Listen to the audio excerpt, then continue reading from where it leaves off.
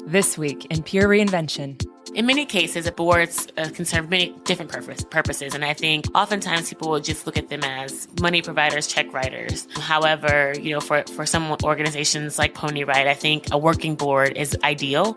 Episode 119, Erin Patten, Director of Retail and Marketing for Ponyride. Engage, disrupt, adapt, repeat. You're listening to Pure Reinvention, the podcast for curious people. Welcome to this episode of Pure Reinvention, where we create space for the unexpected by inspiring a reinvention lifestyle. It just seems like we're always so lucky to have great podcast guests, and Erin was one who really did not disappoint. Jody, what did you think? I've heard about Ponyride in some of our conversations, and I've heard it throughout the Detroit scene, but I didn't really know what they were or what their mission was. So I was really excited to have Erin on. Exactly. They are doing some really magical things there. I think really making a big difference in a lot of people's lives. Give us one little thing to be listening for, Jody. Erin talks about the ownership piece from a board level and how that's become really important for Ponyride and finding that next step. And she talks specifically about how they recruit board members. And it's not just people that have an affinity for the mission or an interest in this idea of co-working space, which is what Ponyride is. But she said, we look at our strategic plan and we see where the gaps are, and then we actively recruit board members with those skill sets. And then, of course, diversity is top of mind. So I like that approach, not just taking people that want to be a part of the mission, but flipping it and actively recruiting people that are going to help you go to that next level. Let's listen. Have you enjoyed our Pure Reinvention podcast? Are you ready to begin your own Pure Reinvention journey? Join our next Starters Experience May 4 through 5 and May 24 through 25 in Detroit. Learn the 5 fundamentals in an engaging and interactive way. Contact us at purereinvention.com today. We are here with Erin Patten, Director of Retail and Marketing, Ponyride. Welcome. Thank you for having me. Of the 5 steps in the reinvention process, which step do you most closely associate yourself with? I most closely associate myself with a disruptor. At one point, I was given the title, the breaker anointing, because I'm always trying to push boundaries and Sure. having people think differently about how to do things and not really asking the why question, just saying we can do it. I'm always of the mindset that if you can believe it, you can achieve it. And so I really don't ever try to constrain myself with barriers or no, you can't, and kind of always want to say, yes, I can. You're in good company. Yeah. What is your superpower? My superpower is being overly optimistic. I think that I always believe that like I mentioned before, I always believe that there's a chance, and I don't allow any negativity or anything to sort of block that. I heard this quote from Will Smith, and he says, being realistic is the fastest route to mediocrity. Sometimes, though, even though we're overly optimistic, we find ourselves in uncomfortable situations. Of course. Can you explain a situation most recently where you found yourself uncomfortable? My experience in my fellowship, my first year out of business school, I was in a role where I felt like I didn't know how to do the tasks. I couldn't complete them. My achievement of my performance was so important to me, and I had no support, it seemed, from my managers, and I really was looking for something outside of myself. It was very uncomfortable for me to have that self-doubt for so long. But like before, I'm an optimist. I believe that I can do anything, but to go through a period in time when you look at yourself every day and you can't do anything, that's very uncomfortable for me. And so I had to get out of that situation very quickly. And I think what helped me was, turning to my faith and trying to figure out what about myself was unique and that I could leverage to do well, in an actual career. Because I think for so long I'd been wanting to, like I said, performance-based, wanting to get the great job and a great position and the great role, but not really thinking about how that aligns with realities of it. like who I am and what I like and what I'm good at. So, Erin, tell us about Ponyride. What is this? So, Ponyride is a 501c3 nonprofit. We're essentially a co-working space for entrepreneurs. We're a 30,000 square foot building that operates as a dance studio, a coffee shop, a wood shop, a manufacturing space for sewing manufacturers. We have a co-working space for companies that range from an international film festival to a photography studio. So we have a little bit of everything at Ponyride, and we offer it for a very low cost at 65 cents a square foot per month. Any company can work out of Ponyride. And right now we're at 100% occupancy. Nice. But we're likely going to have a few of our companies moving out in the next year or so. And we're going to start taking in more residents and trying to get a nice turnover of residents.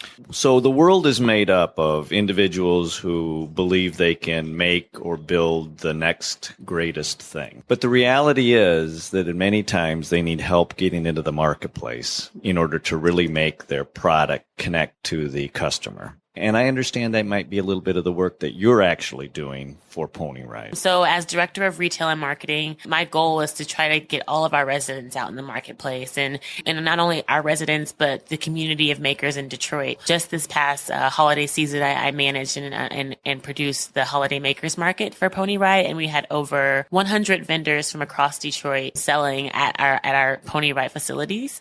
We erected an outdoor tent, and we had DJs and food and drinks, and it was a pretty amazing event. But my goal is to shine a spotlight on Ponyride and makers and Detroit makers more specifically that anyone can see from around the world. So one of the steps that we want to highlight in this conversation is the importance of ownership. So Erin, walk us through a little bit how you start to own, right, your new role in getting these entrepreneurs to start thinking about the marketplace instead of manufacturing. A lot of that ownership just comes from like doing the work. And I think that's what you mean by owning it. It's just making sure you're holding yourself accountable and following through on your promises. It looks a lot of different ways for me right now. I'm working with a group of wonderful students from the Ross School of Business who are helping me think more strategically about a long-term vision for Ponyride, which I think is going to be very helpful for us in the near term and the long term, because to date, Ponyride has been a very word of mouth, organically grown institution. Oh. It's been a family of sorts. And so now we're trying to... It's kind of been a labor of love. A labor of love, exactly. And so we're trying to get to a stage where we can operate on our own. Phil and Kate are actually about to have a child, and they're taking a step back, in the organization right now. I'm the only full-time employee with two other part-time employees. So the idea is to first land on that vision. And then once we know where we want to go, then sort of make sure we have the right activities in place to get to that vision. So one of those things that have been sort of highlighted very early on is providing more supports and services for our residents. And how can we do that at the most low cost and efficient manner? We're trying to establish a cadence of speakers and forums for residents to connect with each other and learn from each other and potentially collaborate, because I think we also see our vision for Ponyride as a collaboration space and not just a co-working space. We're trying to reach a global market, and for a bunch of small businesses competing for all the same customers, I think it could get tough, and we need to be thinking more about how we can collaborate and sort of reaching the same people. And lastly, making sure we have leadership, in place. So my fellowship is only to the end of this year. The leadership that I'm speaking of particularly is the board, representation and support. And we want to make sure that we have a board that's actively engaged in raising funds for our organization, that's involved in advising on sort of our strategic plan for the go forward, and being able to provide insights or help or connections for getting at some of those vision goals. And so you've mentioned ownership at a lot of different levels. So let's talk, and you mentioned about the importance of ownership for the founder who got the space, who recruited the people, and who's ready to take it to the next level. They found the funding to bring you in. It's your role to own a part of this next space to help create the robustness of this enterprise. So how are you owning this space, and how are you beginning to see your role moving forward? I found that of what I'm doing now, the part that's been most valuable and more aligned sort of with my strengths is my ability to build community partnerships. I've met with at least 15 different organizations, and it's not been something that I've been scrambling to do. It's been naturally happening. And I think of those meetings, I've already sort of sourced to potential funding opportunities. And so I think my role is very much morphing into this outward facing relationship builder. And I found that to be some of my most powerful sense of ownership in the role so far, being able to connect with organizations like DC3, for instance, and making sure that we're working with them for the design festival moving forward, or partnering with the Build Institute and also DC3 to create programming for our residents. We've connected with, for instance, Chemical Bank and the Chemical Bank Foundation. They're interested in doing supports for small business lending and connecting us with Motor City Match and grants for some of our residents. So making sure that the community knows we're there. I think everyone has heard about us, but no one has really had a chance to talk with us. And so this gives everyone an opportunity to have a voice to the Ponyride name. So you had mentioned that a majority, if not 100% of your role is for you to be facing outbound and connecting entrepreneurs of Ponyride or the makers of Ponyride to the external world that exists, no matter what that is. You also mentioned that it's going to be very important for every part of the process to own their space. And in particular, you mentioned the importance of the board of directors owning their role. For those individuals who are listening who may be on a board of any kind, what do you mean when you say they have to own their role in this success story? A lot of different people have a lot of different definitions of what a board should be. In my experience and in my opinion, I think all boards should be working boards, especially at an organization like Ponyride. When you have 3 staff members, one of them is full-time, you're going to need other people to lend a hand and a helping hand. And so I think in many cases, boards can serve many different purposes. And I think oftentimes people will just look at them as money providers, check writers. However, for some organizations like Ponyride, I think a working board is ideal. We do need people who can connect us to funding resources and funding networks. Oh, there's that connect word again. Yeah. Certainly, we do need that support, but I think for an organization like Ponyride, being able to provide guidance on our strategic plan, being able to provide feedback on some of our programming and or being able to attend some of our programming or lead some of our programming is helpful. It's more than giving money or attending board meetings. Yes. Is what you're saying to me. It has to be, especially organizations that are just constrained with capacity and people capacity. Most specifically, the board has to step in and provide that help. This support. leads to, I think, a much bigger philosophy that you have in that the success of an entity, and Ponyride in particular, but I think this is very true of any example that we would use. There has to be, as you said, collaboration and community partners owning this journey as well. Mm-hmm. How valuable is that? Invaluable. And it's pretty critical for this, I think, sustainability of the organization, because if there isn't a connection to the community, then how will they know if you're gone or if you're there? I think that you have to have those things. And I'm not saying that there was no relationship with the community before for Ponyride, but I just feel like there has to be a stronger one, particularly as Detroit's growing, as we find more and more co-working spaces popping up in Detroit and just around the world more generally. And especially this idea of creating spaces for people who are making things, it's growing as well. And so Ponyride is a model for that. And so I think to sustain this, we have to have that work done. What I'm hearing you say is that the founders of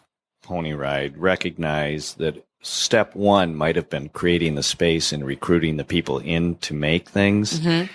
But I think the mistake that a lot of spaces make is they think that's the end step. And what you're describing is it's the beginning step. And then it's your role to make sure you're building the collaborative highways, the community partner highways, the new or expanding role of a board of directors. I mean, you're really, if I understand correctly, in the role of pushing the boundaries of all of those things to find new ways of building those relationships and building that accountability and ownership. So it's not just the entrepreneurs that are doing it, but the community is actually doing it. It helps, right? Well, I think if that's what you're teaching me, it's, I think so many times we put that entire burden on ourselves. And what I'm learning from you and what your role at Ponyride is you're there to help build this more robust environment where you almost can't fail because so many people depend on us. So many people are going to make sure we succeed. Exactly. And it's mutual, so we're helping others and others are helping us. So it becomes more of a connective tissue across the community and the industry. So we all have to rise up together, and it's not something one and another, it's a collective. And so, Erin, in this time and space right now, what you are bringing to Ponyride is a very important next step in allowing it to start learning how to expand and grow outside of its physical space. Literally, it has to. And we're actually trying to find more space as we grow because, like I mentioned before, we're at 100% capacity. And so if we can't provide any more physical space, then what can we provide in resources like a market or in programming or in partnerships? So we're expanding, but just it looks differently. That's and all. I can tell by the way you just are expressing yourself that you're very excited about the opportunity outside of the physical constraints, the almost unlimited opportunity that exists once you can build some of what your work is going to be about with Ponyride. Exactly. If people are curious and want to know more about Ponyride, how do they find out more about your work and what you're doing there? Well, Ponyride just launched its new website. It's Ponyride, PONYRIDE.org. You can also reach me directly at Erin, ERIN, at Ponyride.org. We also have an Instagram account at Ponyride Detroit. We also have a Facebook page. And I just would recommend that they go to our website to see some videos. We had a documentary done on Ponyride a few years ago and images about our organizations. We have all of our resident companies listed on our website where they can learn about our companies. Always reach out to me. I'm happy to talk with anyone at Erin at Ponyride.org. I'm very encouraged to know there's this tremendous energy being put that in addition to the core nucleus of what Ponyride is, the recognition that there's this invaluable next step and they have people like you that are navigating it. They're in good hands. Amazing. Thank you. So we've had a number of listener questions for Erin at Ponyride. And so, Erin, while you're still here, I want to ask you this really important question that really has gotten a lot of interest.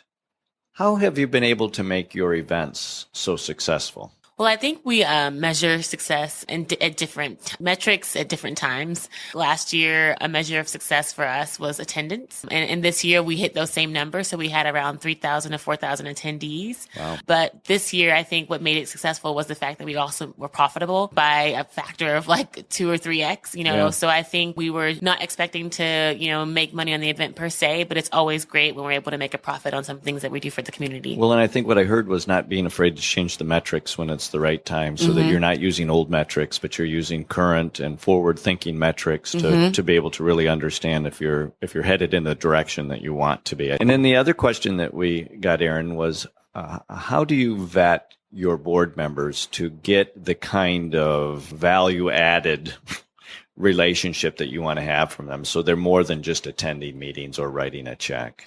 That's a very good question because we're still trying to figure that out. But in terms of just our needs for a board, I think the first step is making sure that you go after individuals that have expertise. So we have been recruiting, and I think we've kind of filled those spots just recently, but I think we were looking for specific skill sets. For example, we were looking for someone with consulting experience. Oh, so very specific areas of expertise. Okay. And also creating a fund. One of our board members has managed and started up and managed his own fund. I think we were looking for diversity very explicitly in terms of ethnicity, gender, experience, age. And so we were very intentional about that as well. How many people are on your board? Right now, I think we have 12. And then in terms of getting them to do the work, I think is the next question you were asking, is setting that expectation early. So when they join the board, making sure that it's clear once they're onboarded that, these are the expectations for you to deliver on, whether it's a presentation for the board or being assigned to a committee that has a deliverable or reviewing certain documents at certain times of the year. But setting those expectations at the onset are pretty critical if you want to make sure that your board members can be held accountable for doing their work. There's that word accountable again. Yeah. Keeps coming up. Yes. Thank you, Erin.